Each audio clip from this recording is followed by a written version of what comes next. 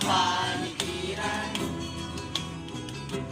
Kay dumi na ng hangin, pati na ang mga ilog natin.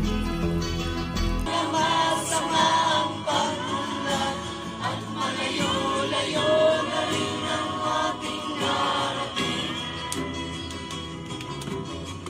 Ngunit masdan mo ang tubig sa dagat natin, kulay asul, ngayon'y naging itim. Ang mga duming ating ikinalat sa hangin, sa langit, huwag na nating paabutin. Upang kung tayo'y pumanaw man sa sariwang hangin, sa langit natin matitikman. Mayroon na lang akong hinihiling, sa aking pagpanaw sana ay tagulan. Gitara ko ay aking dadalhin, upang sa ulan na lang tayo magkantahan.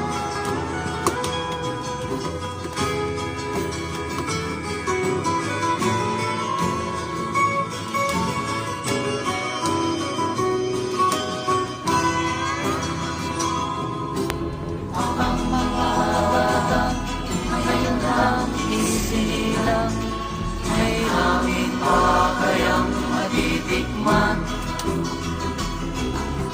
May mga puno pa kaya silang aakyatin, may mga ilog pa kayang nanangyan. Bakit di natin pag-isipan ang nangyayari sa ating kapaligiran? Hindi na masama ang pagmulat kung hindi nakakasira ng kalikasan. Darating ang panahon, mga ibong dala ay wala nang madadapuan. Masdan mo ang mga punong dati ay kay tatag, ngayon'y namamatay dahil sa ating kalukuhan. Lahat ng bagay na nandito sa lupa, biyaya galing sa Diyos na rin kung ika'y wala na. Ingatan natin at huwag nang sirain pa, pagkat pagkanyang ginamit tayo'y mawawala na. Mayroon lang akong hinihiling, sa aking pagpanaw sana ay tagulan.